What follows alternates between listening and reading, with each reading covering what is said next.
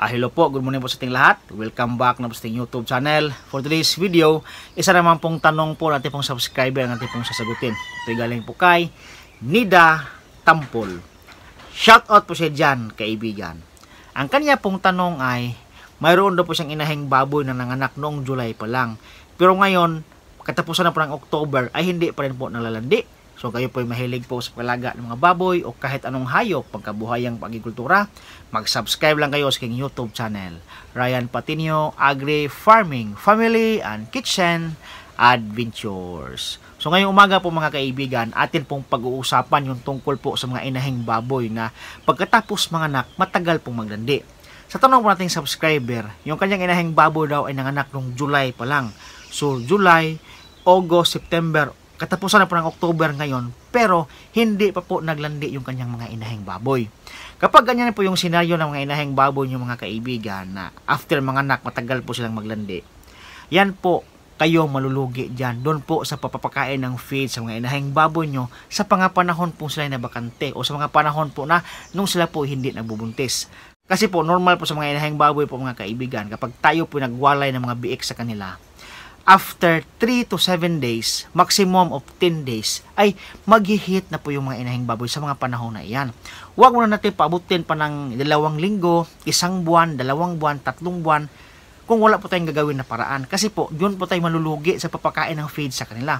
Dapat kasi, pagkawalay talaga ng mga big sa inahing baboy, maximum of 10 days, dapat nabulugan na po yung mga inahing baboy nyo. Huwag nyo na pong palampasin pa o paabutin pa ng ilang buwan.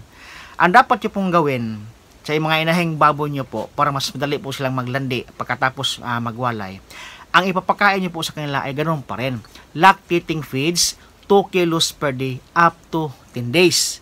And then, magturok po kayo ng vitamin B complex, 5 ml, vitamin ADE, 5 ml din po mga kaibigan. Sa mga inahing baboy nyo, 1 day or D1 after kayo nagwalay ng mga biik. Kasi po, kapag sinunod nyo po yung payo na ganyan mga kaibigan, pagdating po ng 3 to 7 days, average of 5 days, mag-standing heat na po yan. Maximum of 10 days, mag-standing heat na po yung mga inahing baboy nyo. Kaya, madali o maliit yung gap na sila po ating mapabulugan muli. So, mas maliit po yung gap na sila po nababakante. So, hindi po tayo malulugi doon po sa feeds natin pong pinapakain sa ating mga inahing baboy sa mga panahon po na hindi po sa buntis po mga kaibigan.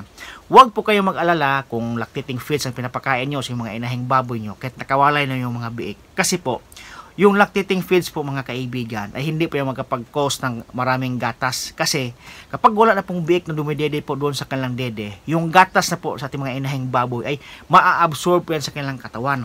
Ang magkaroon ng benepisyo niyan ay yung kanilang inahing baboy natin. Kaya kapag pinapakain natin ng lactating feeds sa ating inahing baboy after walay, madali po silang makarecover. Yung kailangan pong mga hormone, madali pong makarecover. Yung kailangan katawan, madali pong makarecover. Yung kailangan pong reproductive system, mas madali pong makarecover. Kaya, madali po silang maglandi po mga kaibigan. Madali din silang mag-standing heat. And then, ang end result po niyan ay madali po silang magbuntis agad-agad pagkatapos ating pabulugan. Kasi nga po, yung nutritional status ng ating inahing baboy ay na-meet niya yung daily nutritional status niya. Kasi po, ang ating pinapakain mula araw ng walay hanggang 10 days po, ay ganun pa rin. Lactating feeds, 2 kilos per day. Pagdating po ng day 7 at hindi pa rin naglandi yung inahing baboy nyo, pwede nyo pong turukan ng Gonadin 250. Nang sa ganon, atin pong ma-enhance mo kanyang paglalandi up to 10 days. Kasi nga po, maximum of 10 days po yung ating program doon po sa ating inahing baboy para po sila maglandi. Kasi usually kasi, pag katong araw bago magwalay, magsimula na po yung mag-heat. Maglalandi na po yan. So, pagdating po ng day 5, yan po yung standing heat. Ang maximum dyan ay day 7. Ngayon, pagdating po ng day 7 at hindi pa rin siya naglandi o wala pang standing heat, magturok ng Gonadin 250. Para pagdating po ng day 10, ay yan na po yung araw na siya po yung mag-hit o mag-standing hit po mga kaibigan.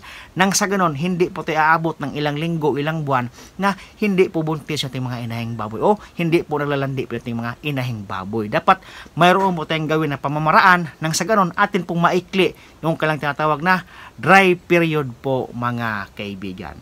So yan po ating vlog ngayon. Asa na po ako nakapagbigay sa inyo ng kaunting kaalaman po tungkol po kung ano bang pwedeng gawin sa mga inahing baboy na medyo matagal maglandi po pagkatapos magwala ng biik po mga kaibigan. Hanggang dito lang po at maraming salamat po sa inyong panonood. Happy farming po mga kaibigan. See you next time. Bye-bye.